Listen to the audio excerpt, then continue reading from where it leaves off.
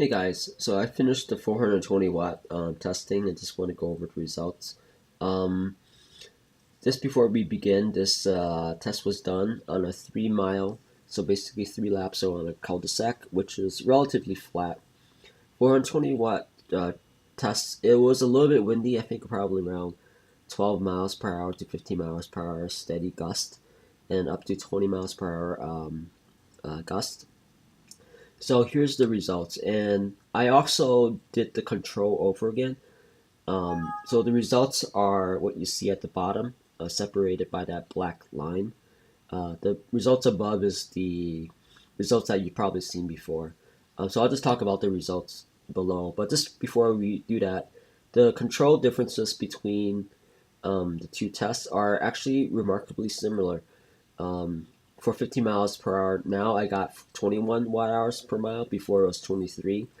20 miles, now I got 26. Before it was 29. So, it's generally accurate for the most part. But anyway, to inform to the results for the 420 watt chargers, which is all the way at the bottom. So at 50 miles per hour, you really did not consume any power from the battery whatsoever.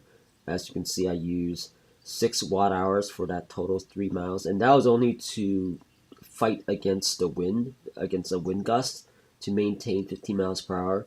So it came out to around 2 watt hours per mile.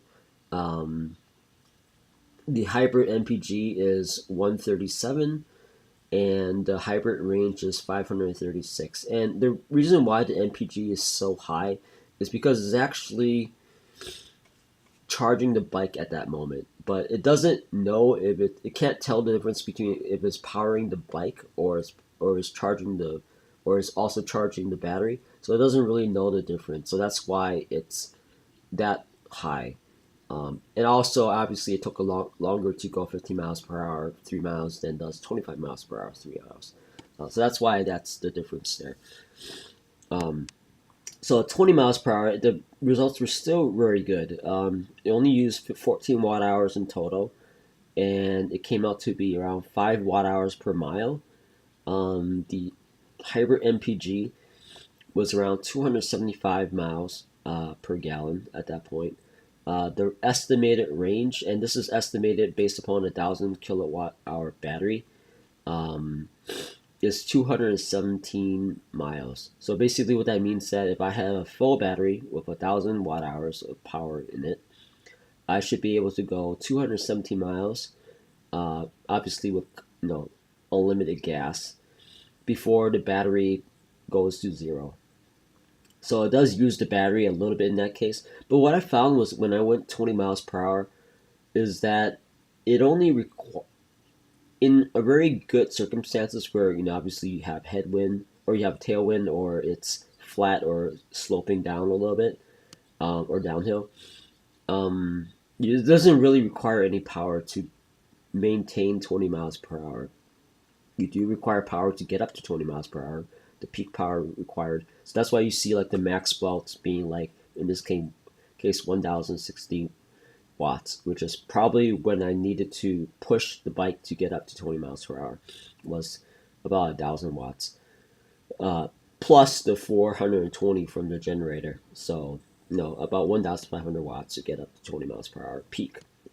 But continuous, is what is kind of what's important, is it actually seemed to be zero, or very close to zero in that case, and that's really good because I hoped the 20 mile per hour would be kind of the target, and it met that target. Um, no, we have a 275 mile per gallon estimate, and this is just an estimate. I didn't actually measure the consumption. It's based upon the specs from the generator company, and the hybrid range is 217, so it's well above the 100 mile per hour uh, that I was hoping for. So what I was hoping for was 200 mile per gallon plus and 100 mile plus range. So as you can see, at 20 miles per hour, it definitely did that and more. So 1 second, I'm just gonna start another recording. Okay, and sorry for my voice. I'm still a little bit sick, sucking on a cough drop and sneezing a little bit, but I'm for the most part okay. So the last test was 25 miles per hour. I wasn't actually able to sustain 25 miles per hour around this cul-de-sac because it's too dangerous to do that. But I did peak up to 25 miles per hour, and so I'll just say maybe like 22, 23 miles per hour or something like that average. Um, in certain situations, I had to actually slow down because otherwise I'll crash into a car or something. So obviously, I don't want to do that in the name of testing. But here, the miles per gallon is 340. Sorry, the watt hours per mile is 13. Still pretty good. Still pretty low. The hybrid MPG was 344. The range was 74 in this case, and the peak power was probably around 2,000. It's not that great. So basically, it looks like the sweet spot is right at 20 to 22 miles per hour, and that's kind of what I hope for. So hopefully you guys like this video. Like and subscribe if you can. More to come.